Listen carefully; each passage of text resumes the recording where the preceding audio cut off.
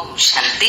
ತಾರೀಕು 25/4/2026 ಪ್ರಾತಃ ಮುರಳಿ. ಮಧುರ ಮಕ್ಕಳೇ, ನೀವು ಮಕ್ಕಳಿಗಾಗಿ ಹೊಸ ರಾಜ್ಯವನ್ನು ಸ್ಥಾಪನೆ ಮಾಡಲು ತಂದೆಯು ದೂರ ದೇಶದಿಂದ ಬಂದಿದ್ದಾರೆ. ನೀವೀಗ ಸ್ವರ್ಗಕ್ಕೆ ಯೋಗ್ಯರಾಗುತ್ತಿದ್ದೀರಿ. ಪ್ರಶ್ನೆ: ಯಾವ ಮಕ್ಕಳಿಗೆ ತಂದೆಯಲ್ಲಿ ಅತ್ಯಂತ ನಿಶ್ಚಯವಿದೆಯೋ ಅವರ ಚಿಹ್ನೆಗಳೇನು? ಉತ್ತರ: ತಂದೆಯಿಂದ ಯಾವುದೇ ಆಜ್ಞೆ ಸಿಗಲಿ, ಅವರು ಕಣ್ಣು ಮುಚ್ಚಿಕೊಂಡು ತಂದೆಯ ಶ್ರೀಮತದಂತೆ ನಡೆಯುತ್ತಿರುತ್ತಾರೆ. ಇದರಲ್ಲಿ ನಷ್ಟವಾಗುವುದೇನು ಎಂಬ ಸಂಕಲ್ಪವೂ ಸಹ ಬರುವುದಿಲ್ಲ. ಏಕೆಂದರೆ ಇಂತಹ ನಿಶ್ಚಯ ಬುದ್ಧಿ ಮಕ್ಕಳಿಗೆ ಸ್ವಯಂ ತಂದೆಯೇ ಜವಾಬ್ದಾರನಾಗಿದ್ದಾರೆ. ಅವರಿಗೆ ನಿಶ್ಚಯದ ಬಲ ಸಿಗುತ್ತದೆ. ಸ್ಥಿತಿಯು ಅಡೋಲ ಮತ್ತು ಅಚಲವಾಗಿ ಬಿಡುತ್ತದೆ. ಗೀತೆ: ನೀವೇ ಮಾತಾಪಿತಾ ಆಗಿದ್ದೀರಿ. ಓಂ ಶಾಂತಿ. ಈಗ ಯಾರ ಮಹಿಮೆಯನ್ನು ಕೇಳಿದಿರಿ? ಯಾರನ್ನು ನೀವು ಮಕ್ಕಳ ವಿನಃ ಪ್ರಪಂಚದಲ್ಲಿ ಮತ್ಯಾರು ತಿಳಿದುಕೊಂಡಿಲ್ಲ. ಇದು ಶ್ರೇಷ್ಠಾತಿ ಶ್ರೇಷ್ಠ ತಂದೆಯ ಮಹಿಮೆಯಾಗಿದೆ. ಉಳಿದಂತೆ ಮತ್ಯಾರದೇ ಮಹಿಮೆ ಮಾಡಿದರೂ ಸಹ ಅದು ವ್ಯರ್ಥವಾಗಿ ಬಿಡುತ್ತದೆ.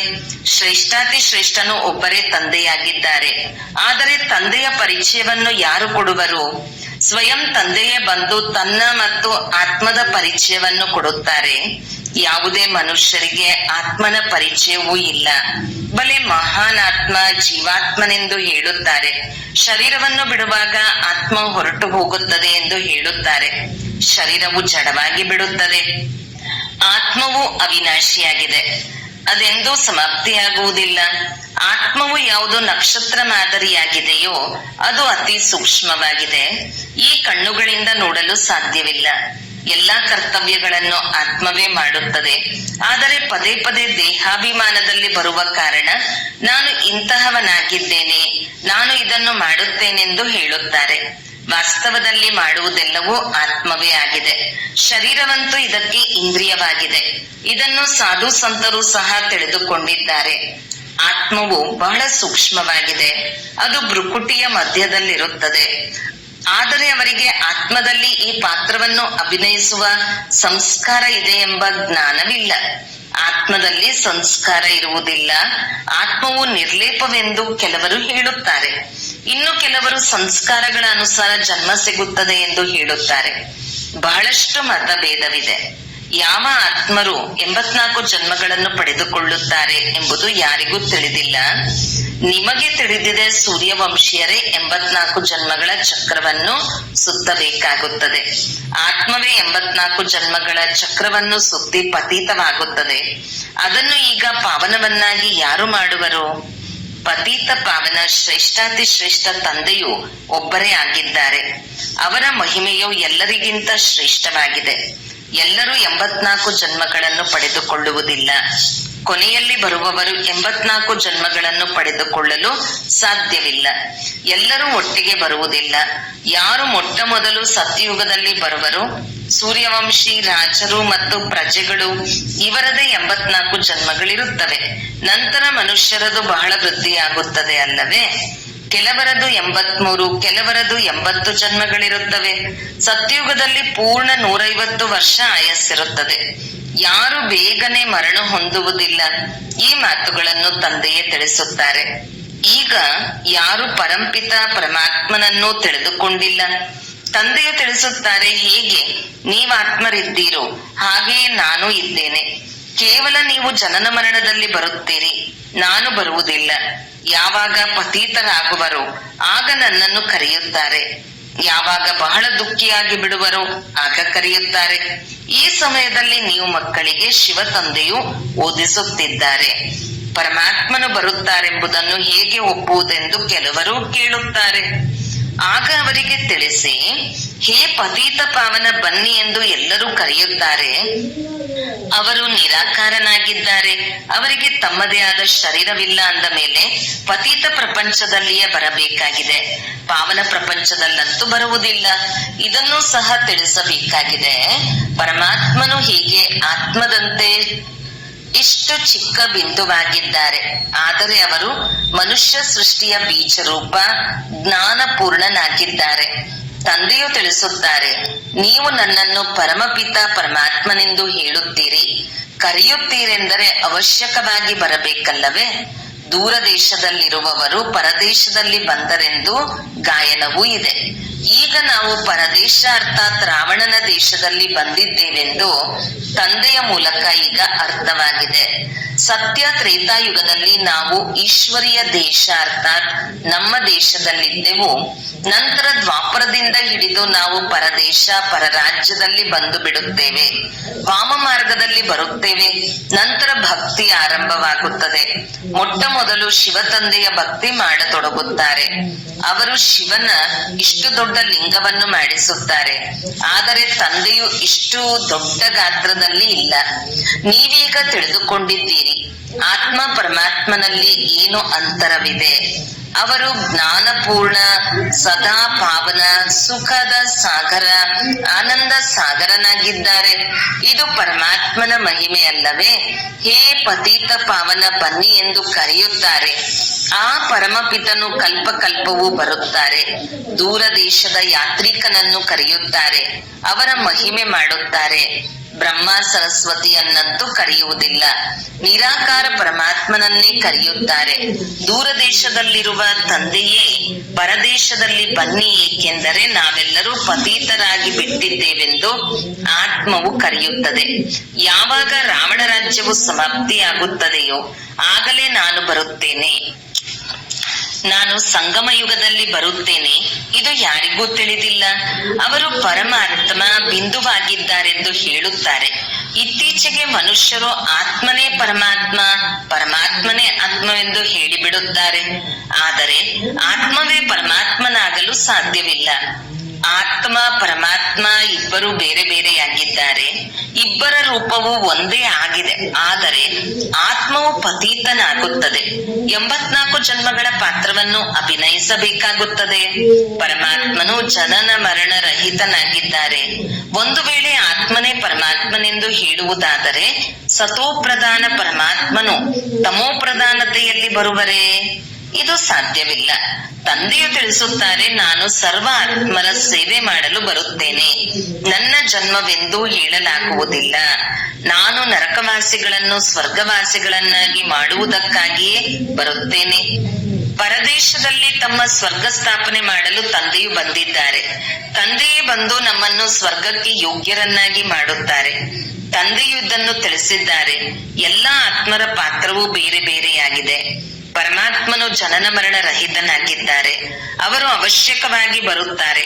ಆದ್ದರಿಂದಲೇ ಶಿವರಾತ್ರಿಯನ್ನು ಆಚರಿಸುತ್ತಾರೆ. ಆದರೆ ಅವರು ಯಾವಾಗ ಬಂದರು ಎಂಬುದನ್ನು ತಿಳಿದುಕೊಂಡಿಲ್ಲ. ಹಾಗೆಯೇ ಶಿವ ಜಯಂತಿಯನ್ನು ಆಚರಿಸುತ್ತಾ ಬಂದಿದ್ದಾರೆ. ಅವಶ್ಯಕವಾಗಿ ಸ್ವರ್ಗ ಸ್ಥಾಪನೆ ಮಾಡಲು ಸಂಗಮ ಯುಗದಲ್ಲಿಯೇ ಬಂದಿರಬೇಕು. ಪತೀತರನ್ನು ಪಾವನ ಮಾಡಲು ಅವಶ್ಯಕವಾಗಿ ಸಂಗಮ ಯುಗದಲ್ಲಿಯೇ ಬರುತ್ತಾರೆ ಅಲ್ಲವೇ? ಪಾವನ ಸೃಷ್ಟಿಯು ಸ್ವರ್ಗವಾಗಿದೆ. ಪತೀತ ಪಾವನ ಬನ್ನಿ ಎಂದು ಕರೆಯುತ್ತಾರೆ. ಅಂದ ಮೇಲೆ ಅವಶ್ಯಕವಾಗಿ ಪತಿತ ಪ್ರಪಂಚದ ವಿನಾಶದ ಸಮಯವಾಗಿರಬೇಕು. ಆಗಲೇ ಪಾವನ ಪ್ರಪಂಚವನ್ನು ಸ್ಥಾಪನೆ ಮಾಡಲು ಬರುತ್ತಾರೆ. ಯುಗ ಯುಗಗಳಲ್ಲಿ ಬರುವುದಿಲ್ಲ. ತಂದೆಯು ತಿಳಿಸುತ್ತಾರೆ, ನಾನು ಸಂಗಮ ಯುಗದಲ್ಲಿಯೇ ಬಂದು ಪತಿತ ಪ್ರಪಂಚವನ್ನು ಪಾವನ ಮಾಡಬೇಕು. ಇದು ಪರದೇಶ ರಾವಣನ ರಾಜ್ಯವಾಗಿದೆ. ಆದರೆ ಈಗ ರಾವಣ ರಾಜ್ಯವು ನಡೆಯುತ್ತಿದೆ ಎಂಬುದನ್ನು ಯಾವುದೇ ಮನುಷ್ಯರು ತಿಳಿದುಕೊಂಡಿಲ್ಲ. ಯಾವಾಗಿನಿಂದ ಈ ರಾವಣ ರಾಜ್ಯವು ಆರಂಭವಾಯಿತು ಎಂಬುದನ್ನು ತಿಳಿದುಕೊಂಡಿಲ್ಲ. ಮೊಟ್ಟ ಮೊದಲು ಮುಖ್ಯ ಮಾತೇನೆಂದರೆ ಆತ್ಮ ಮತ್ತು ಪರಮಾತ್ಮನ ರಹಸ್ಯವನ್ನು ತಿಳಿಸಬೇಕು. ನಂತರ ಅವರು ಕಲ್ಪದ ಸಂಗಮ ಯುಗದಲ್ಲಿ ಪಾವನ ಮಾಡಲು ಬರುತ್ತಾರೆ ಎಂಬುದನ್ನು ತಿಳಿಸಬೇಕು. ಈ ಕೆಲಸವು ಅವರದೇ ಆಗಿದೆ, ಶ್ರೀಕೃಷ್ಣನದಲ್ಲ. ಶ್ರೀಕೃಷ್ಣನಂತೂ ಸ್ವಯಂ 84 ಜನ್ಮಗಳನ್ನು ಪಡೆದುಕೊಂಡು ಕೆಳಗಿಳಿಯುತ್ತಾನೆ. ಸೂರ್ಯವಂಶಿಯವರೆಲ್ಲರೂ ಕೆಳಗಿಳಿಯುತ್ತಾರೆ. ವೃಕ್ಷವು ಅರ್ಧ ತಾಜ ಅರ್ಧ ಹಳೆಯದು ಆಗುವುದಿಲ್ಲ. ಎಲ್ಲದರ ಜರ್ಜಡೀಭೂತ ಸ್ಥಿತಿಯಾಗುತ್ತದೆ. ಮನುಷ್ಯರಿಗೆ ಕಲ್ಪದ ಆಯಸ್ಸಿನ ಬಗ್ಗೆಯೂ ತಿಳಿದಿಲ್ಲ. ಶಾಸ್ತ್ರಗಳಲ್ಲಿ ಆಯಸ್ಸನ್ನು ಬಹಳ ಉದ್ದಗಲವಾಗಿ ಬರೆದು ಬಿಟ್ಟಿದ್ದಾರೆ. ಇದನ್ನು ತಂದೆಯ ಕುಳಿತು ತಿಳಿಸುತ್ತಾರೆ. ಇದರಲ್ಲಿ ಮತ್ಯಾವುದೇ ಪ್ರಶ್ನೆ ಬರಲು ಸಾಧ್ಯವಿಲ್ಲ. ರಚಯಿತ ತಂದೆಯು ಸತ್ಯವನ್ನು ತಿಳಿಸುತ್ತಾರೆ. ನಾವು ಇಷ್ಟೊಂದು ಮಂದಿ ಬಿಕೆಗಳಿದ್ದೇವೆ, ಎಲ್ಲರೂ ಒಪ್ಪುತ್ತಾರೆ ಅಂದ ಮೇಲೆ ಅವಶ್ಯಕವಾಗಿ ಇದ್ದೀರಿ ಅಂದ ಮೇಲೆ ಒಪ್ಪುತ್ತಾರೆ.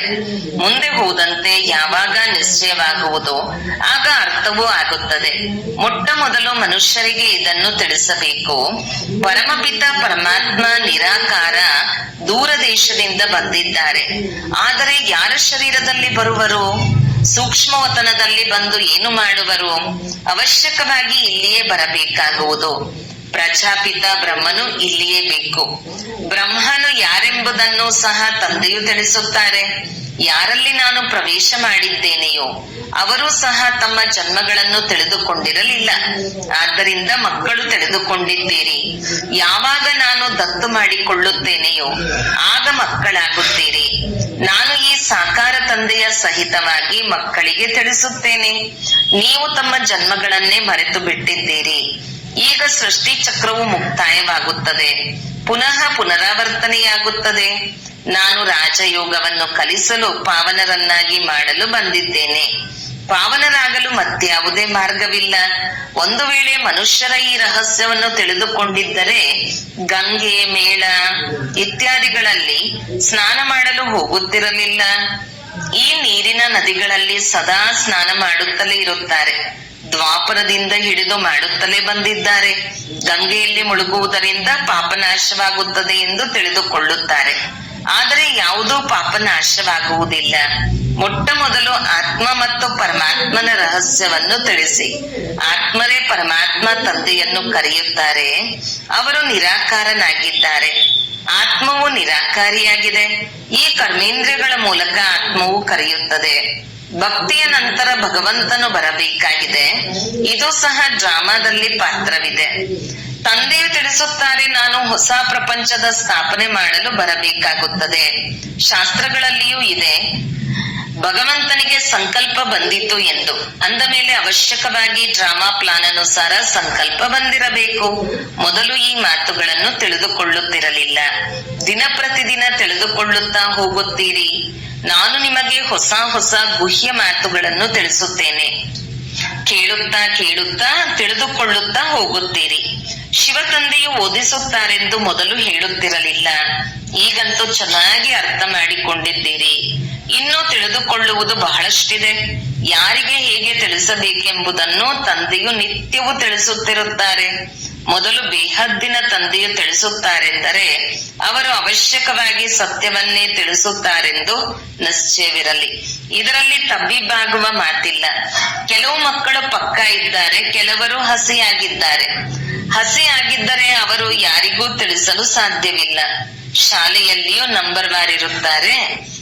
ಇಲ್ಲಿ ಅನೇಕರಿಗೆ ಈ ಸಂಶಯ ಬರುತ್ತದೆ, ಪರಮಪಿತ ಪರಮಾತ್ಮನೇ ಬಂದು ಓದಿಸುತ್ತಾರೆಂದು ನಾವು ಹೇಗೆ ತಿಳಿದುಕೊಳ್ಳುವುದು?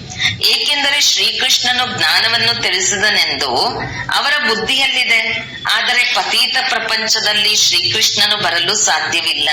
ಆದ್ದರಿಂದ ಅವರಿಗೆ ಇದನ್ನು ಸಿದ್ಧ ಮಾಡಿ ತಿಳಿಸಿ. ಪತೀತ ಪ್ರಪಂಚ ಮತ್ತು ಪತೀತ ಶರೀರದಲ್ಲಿಯೇ ಪರಮಾತ್ಮನು ಬರಬೇಕಾಗುತ್ತದೆ.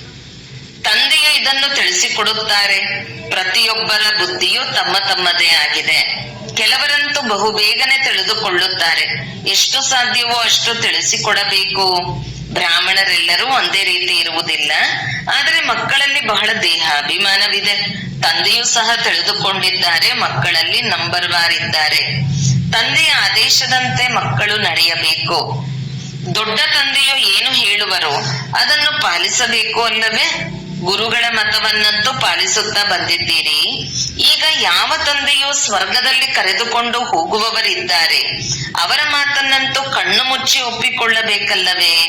ಆದರೆ ಇಷ್ಟು ನಿಶ್ಚಯ ಬುದ್ಧಿಯವರಿಲ್ಲ. ಬಲೆ ಅದರಲ್ಲಿ ಲಾಭವಾಗಲಿ ನಷ್ಟವಾಗಲಿ, ಆದರೆ ಒಪ್ಪಿಕೊಳ್ಳಬೇಕು, ತಿಳಿದುಕೊಳ್ಳಿ. ಬಲೆ ಅದರಲ್ಲಿ ನಷ್ಟವಾಗಲೂಬಹುದು. ಆದರೂ ಸಹ ತಂದೆಯು ತಿಳಿಸುತ್ತಾರೆ, ಮಕ್ಕಳೇ, ನಮಗೆ ಶಿವ ತಂದೆಯೇ ಹೇಳುತ್ತಾರೆಂದು ತಿಳಿದುಕೊಳ್ಳಿ. ಬ್ರಹ್ಮ ಎಂದು ತಿಳಿಯಬೇಡಿ. ಶಿವ ತಂದೆಯೇ ಜವಾಬ್ದಾರನಾಗುವರು. ಶಿವ ತಂದೆಗೆ ಇವರು ರಥವಾಗಿದ್ದಾರೆ ಅಂದ ಮೇಲೆ ಅವರು ಸರಿಪಡಿಸುತ್ತಾರೆ. ಮಕ್ಕಳೇ, ನಾನು ಕುಳಿತಿದ್ದೇನೆ, ಆದ್ದರಿಂದ ಸದಾ ಶಿವ ತಂದೆಯೇ ತಿಳಿಸುತ್ತಾರೆ. ಇವರಿಗೇನು ಗೊತ್ತಿಲ್ಲವೆಂದು ತಿಳಿದುಕೊಳ್ಳಿ. ಒಂದು ಕಡೆ ನಿಶ್ಚಯವನ್ನಿಡಬೇಕು. ನನ್ನ ಮಾತನ್ನು ನೀವು ಪಾಲಿಸುತ್ತಾ ಇದ್ದರೆ ನಿಮ್ಮ ಕಲ್ಯಾಣವಾಗುತ್ತಾ ಇರುವುದು. ಒಂದು ವೇಳೆ ಈ ಬ್ರಹ್ಮರವರು ಏನಾದರೂ ತಿಳಿಸಿದರೂ ಸಹ ಅದಕ್ಕೆ ನಾನು ಜವಾಬ್ದಾರನಾಗಿದ್ದೇನೆ. ನೀವು ಮಕ್ಕಳು ಚಿಂತೆ ಮಾಡಬೇಡಿ. ಶಿವ ತಂದೆಯನ್ನು ನೆನಪು ಮಾಡುವುದರಿಂದ ಸ್ಥಿತಿಯು ಇನ್ನೂ ಪಕ್ಕ ಆಗಿ ಬಿಡುವುದು. ನಿಶ್ಚಯದಲ್ಲಿ ವಿಕರ್ಮಗಳು ವಿನಾಶವಾಗುತ್ತದೆ, ಬಲವೂ ಸಿಗುತ್ತದೆ. ತಂದೆಯನ್ನು ಎಷ್ಟು ನೆನಪು ಮಾಡುತ್ತೀರೋ ಅಷ್ಟು ಹೆಚ್ಚು ಬಲ ಸಿಗುವುದು. ಯಾರು ಶ್ರೀಮತದಂತೆ ನಡೆದು ಸರ್ವಿಸ್ ಮಾಡುವರೋ ಅವರೇ ಶ್ರೇಷ್ಠ ಪದವಿಯನ್ನು ಪಡೆಯುವರು. ಅನೇಕರಲ್ಲಿ ಬಹಳ ದೇಹ ಅಭಿಮಾನವಿರುತ್ತದೆ. ತಂದೆಯನ್ನು ನೋಡಿ ಎಲ್ಲಾ ಮಕ್ಕಳೊಂದಿಗೆ ಎಷ್ಟು ಪ್ರೀತಿಯಿಂದ ನಡೆಯುತ್ತಾರೆ, ಎಲ್ಲರೊಂದಿಗೆ ಮಾತನಾಡುತ್ತಿರುತ್ತಾರೆ. ಮಕ್ಕಳೊಂದಿಗೆ ಕೇಳುತ್ತಾರೆ, ಆರಾಮವಾಗಿ ಕುಳಿತಿದ್ದೀರಾ, ಯಾವುದೇ ತೊಂದರೆ ಇಲ್ಲವೇ? ಮಕ್ಕಳ ಮೇಲೆ ಪ್ರೀತಿ ಇರುತ್ತದೆ. ಬೇಹದ್ದಿನ ತಂದೆಗೆ ಮಕ್ಕಳ ಪ್ರತಿ ಬಹಳ ಬಹಳ ಪ್ರೀತಿ ಇರುತ್ತದೆ. ಯಾರೆಷ್ಟು ಶ್ರೀಮತದಂತೆ ಸರ್ವಿಸ್ ಮಾಡುವರೋ ಅದಕ್ಕನುಸಾರ ಪ್ರೀತಿ ಇರುತ್ತದೆ. ಸೇವೆಯಲ್ಲಿಯೇ ಲಾಭವಿದೆ. ಸೇವೆಗಾಗಿ ತಮ್ಮ ಮೂಳೆಯನ್ನು ಉಪಯೋಗಿಸಬೇಕು. ಯಾವುದೇ ಸೇವೆಯನ್ನು ಮಾಡುತ್ತಾ ಇದ್ದರೆ ಇವರು ಬಹಳ ಒಳ್ಳೆಯ ಮಗುವೆಂದು ಅಂತಹವರು ತಂದೆಯ ಹೃದಯದಲ್ಲಿಯೂ ಇರುತ್ತಾರೆ. ಆದರೆ ನಡೆಯುತ್ತಾ ಕೆಲವರ ಮೇಲೆ ಗ್ರಹಚಾರ ಕುಳಿತುಕೊಳ್ಳುತ್ತದೆ. ಮಾಯೆಯ ಹೋರಾಟ ನಡೆಯುತ್ತಲೇ ಇರುವುದು. ಗ್ರಹಚಾರದ ಕಾರಣ ಮತ್ತೆ ಜ್ಞಾನವನ್ನು ಪಡೆದುಕೊಳ್ಳುವುದಿಲ್ಲ. ಕೆಲವರಂತೂ ಕರ್ಮಣಾ ಸೇವೆಯನ್ನು ಅವಿಶ್ರಾಂತರಾಗಿ ಮಾಡುತ್ತಾರೆ. ಎಲ್ಲರನ್ನೂ ಸುಖಧಾಮದ ಮಾಲೀಕರನ್ನಾಗಿ ಮಾಡುವುದು ನಿಮ್ಮ ಕರ್ತವ್ಯವಾಗಿದೆ. ಯಾರಿಗೂ ದುಃಖವನ್ನು ಕೊಡಬಾರದು. ಜ್ಞಾನವಿಲ್ಲದಿದ್ದರೆ ಬಹಳ ದುಃಖ ಕೊಡುತ್ತಾರೆ. ನಂತರ ಎಷ್ಟಾದರೂ ತಿಳಿಸಿ ಅವರು ತಿಳಿದುಕೊಳ್ಳುವುದಿಲ್ಲ. ಮೊಟ್ಟ ಮೊದಲು ಆತ್ಮ ಮತ್ತು ಪರಮಾತ್ಮನ ತಿಳುವಳಿಕೆ ನೀಡಬೇಕು. ಹೇಗೆ ಆತ್ಮದಲ್ಲಿ 84 ಜನ್ಮಗಳ ಪಾತ್ರವು ತುಂಬಲ್ಪಟ್ಟಿದೆ, ಅದು ಅವಿನಾಶಿ ಪಾತ್ರವಾಗಿದೆ, ಅದೆಂದೂ ಬದಲಾಗುವುದಿಲ್ಲ. ಡ್ರಾಮಾದಲ್ಲಿ ನಿಗದಿಯಾಗಿದೆ. ಈ ನಿಶ್ಚಯವಿರುವವರು ಎಂದೂ ಅಲುಗಾಡುವುದಿಲ್ಲ. ಅನೇಕ ಮಕ್ಕಳು ಅಲುಗಾಡುತ್ತಾರೆ. ಅಂತಿಮದಲ್ಲಿ ಯಾವಾಗ ಬಿದಿರಿನ ಕಾಡಿಗೆ ಬೆಂಕಿ ಬೀಳುವುದೋ ಆಗ ಅಚಲರಾಗಿ ಬಿಡುತ್ತಾರೆ. ಈಗಂತೂ ಬಹಳ ಯುಕ್ತಿಯಿಂದ ತಿಳಿಸಬೇಕು. ಒಳ್ಳೊಳ್ಳೆಯ ಮಕ್ಕಳು ಸೇವೆಯಲ್ಲಿ ತತ್ಪರರಾಗಿರುತ್ತಾರೆ. ತಂದೆಯ ಹೃದಯದಲ್ಲಿರುತ್ತಾರೆ. ಬಹಳ ತೀಕ್ಷ್ಣವಾಗಿ ಮುಂದೆ ಹೋಗುತ್ತಿರುತ್ತಾರೆ. ಬಹಳ ಪರಿಶ್ರಮ ಪಡುತ್ತಾರೆ. ಅವರಿಗೆ ಸರ್ವೀಸಿನ ಬಹಳ ಉಮಂಗವಿರುತ್ತದೆ. ಯಾರಲ್ಲಿ ಯಾವ ಗುಣ ಇದೆಯೋ ಅದನ್ನು ತಂದೆಯು ವರ್ಣನೆ ಮಾಡುತ್ತಾರೆ. ಒಳ್ಳೆಯದು ಮಧುರಾತಿ ಮಧುರ ಅಗಲಿ ಹೋಗಿ ಮರಳಿ ಸಿಕ್ಕಿರುವ ಮಕ್ಕಳ ಪ್ರತಿ ಮಾತಾಪಿತಾ ಬಾಪ್ದಾದರವರ ನೆನಪು, ಪ್ರೀತಿ ಹಾಗೂ ಸುಪ್ರಭಾತ. ಆತ್ಮೀಯ ಮಕ್ಕಳಿಗೆ ಆತ್ಮೀಯ ತಂದೆಯ ನಮಸ್ತೆ. ಧಾರಣೆಗಾಗಿ ಮುಖ್ಯ ಸಾರ. 1. ಸೇವೆಯಲ್ಲಿ ಮೂಳೆಗಳನ್ನು ಉಪಯೋಗಿಸಬೇಕು. ಯಾವುದೇ ಮಾತಿನಲ್ಲಿ ಸಂಶಯ ಬರಬಾರದು. ಎಲ್ಲರಲ್ಲಿ ಸೇವೆಯಿಂದ ಸುಖವನ್ನೇ ಕೊಡಬೇಕು, ದುಃಖವನ್ನಲ್ಲ. 2. ನಿಶ್ಚಯದ ಬಲದಿಂದ ತಮ್ಮ ಸ್ಥಿತಿಯನ್ನು ಅಡೋಲ ಮಾಡಿಕೊಳ್ಳಬೇಕು. ಯಾವ ಶ್ರೀಮತ ಸಿಗುತ್ತದೆಯೋ ಅದರಲ್ಲಿ ಕಲ್ಯಾಣ ಸಮಾವೇಶವಾಗಿದೆ. ಏಕೆಂದರೆ ತಂದೆಯು ಜವಾಬ್ದಾರನಾಗಿದ್ದಾರೆ. ಆದುದರಿಂದ ಯಾವುದೇ ಮಾತಿನಲ್ಲಿ ಚಿಂತೆ ಮಾಡಬಾರದು. ವರದಾನ: ಯೋಗಯುಕ್ತ ಸ್ಥಿತಿಯ ಮೂಲಕ ಸೂಕ್ಷ್ಮ ಅಥವಾ ಕಠಿಣವಾದ ಬಂಧನಗಳನ್ನು ಎದುರಿಸುತ್ತಾ ಬಂಧನ ಮುಕ್ತ ಭವ. ಯೋಗಯುಕ್ತವಾಗಿರುವುದರ ಚಿಹ್ನೆಯಾಗಿದೆ ಬಂಧನ ಮುಕ್ತವಾಗಿರುವುದು. ಯೋಗಯುಕ್ತರು ಆಗುವುದರಲ್ಲಿ ಅತಿ ದೊಡ್ಡ ಅಂತಿಮ ಬಂಧನವೆಂದರೆ ಸ್ವಯಂವನ್ನು ಬುದ್ಧಿವಂತನೆಂದು ತಿಳಿದುಕೊಂಡು ಶ್ರೀಮತವನ್ನು ತಮ್ಮ ಬುದ್ಧಿಯ ಚಮತ್ಕಾರವೆಂದು ತಿಳಿಯುವುದು. ಅರ್ಥಾತ್ ಶ್ರೀಮತದಲ್ಲಿ ತಮ್ಮ ಬುದ್ಧಿಯನ್ನು ಸೇರ್ಪಡೆ ಮಾಡುವುದು. ಇದಕ್ಕೆ ಬುದ್ಧಿಯ ಅಭಿಮಾನವೆಂದು ಹೇಳಲಾಗುತ್ತದೆ. ಯಾವಾಗ ಯಾರೇ ಬಲಹೀನತೆಯ ಸನ್ನೆ ಮಾಡುತ್ತಾರೆ ಅಥವಾ ಕೆಟ್ಟದ್ದನ್ನು ಮಾಡುತ್ತಾರೆ, ಒಂದು ವೇಳೆ ಆ ಸಮಯದಲ್ಲಿ ಸ್ವಲ್ಪ ವ್ಯರ್ಥ ಸಂಕಲ್ಪವೇ ನಡೆಯುತ್ತದೆ ಎಂದರೂ ಸಹ ಬಂಧನವಾಗಿದೆ. ಯಾವಾಗ ಇವೆಲ್ಲ ಬಂಧನಗಳನ್ನು ಎದುರಿಸುತ್ತಾ ಸೋಲು ಗೆಲುವು ನಿಂದಾ ಸ್ತುತಿಯಲ್ಲಿ ಸಮಾನ ಸ್ಥಿತಿಯನ್ನು ಮಾಡಿಕೊಳ್ಳುತ್ತೀರಿ, ಆಗ ಸಂಪೂರ್ಣ ಬಂಧನ ಮುಕ್ತರು ಎಂದು ಹೇಳಲಾಗುವುದು. ಸ್ಲೋಗನ್: ಮೊದಲು ಯೋಚಿಸಿ ನಂತರ ಮಾಡುವುದೇ ಜ್ಞಾನಿ ಆತ್ಮರ ಗುಣವಾಗಿದೆ. ಅವ್ಯಕ್ತ ಸೂಚನೆ: ಮಹಾನರಾಗಲು ಮಧುರತೆ ಮತ್ತು ನಮ್ರತೆಯ ಗುಣ ಧಾರಣೆ ಮಾಡಿ. ಹೇಗೆ ಅಪರಿಚಿತ ಮಗು ಹಾನಿಯುಂಟಾಗುವ ವಸ್ತುವನ್ನು ಆಟಿಕೆಯ ಗೊಂಬೆ ಎಂದು ತಿಳಿಯುವುದರಿಂದ ಅದಕ್ಕೆ ಏನಾದರೂ ಕೊಟ್ಟು ಬಿಡಿಸಬೇಕಾಗುತ್ತದೆ. ಇಂತಹ ಅಲ್ಪಕಾಲದ ಮಾನ ಮರ್ಯಾದೆ ಅಥವಾ ಅಲ್ಪಕಾಲದ ಇಚ್ಛೆ ಇಟ್ಟುಕೊಳ್ಳುತ್ತಾರೆ. ಅವರಿಗೆ ಮಾನ್ಯ ಕೊಟ್ಟು ಸ್ವಯಂ ನಿರ್ಮಾಣರಾಗಿ ಬಿಡುತ್ತಾರೆ. ಈ ಸಮಯ ಒಂದು ವೇಳೆ ಅವರಿಗೆ ಶಿಕ್ಷಣ ಕೊಟ್ಟರೆ ಘರ್ಷಣೆಯಾಗುವುದು. ಅದಕ್ಕಾಗಿ ಇಂತಹ ಸಮಯದಲ್ಲಿ ಯುಕ್ತಿಯುಕ್ತ ನಡತೆಯಿಂದ, ಪರೋಪಕಾರಿಯಾಗಿ, ಕ್ಷಮಾಭಾವದಿಂದ ಸನ್ಮಾನ ಕೊಟ್ಟು ಮೊದಲು ಅವರನ್ನು ತಿಳುವಳಿಕೆಯವರನ್ನಾಗಿ ಮಾಡಿ, ಯಾವುದರಿಂದ ಅವರು ಸ್ವಯಂ ಅನುಭವ ಮಾಡಲಿ. ಇದು ಹಾನಿಕಾರಕವಾಗಿದೆ. ಓಂ ಶಾಂತಿ.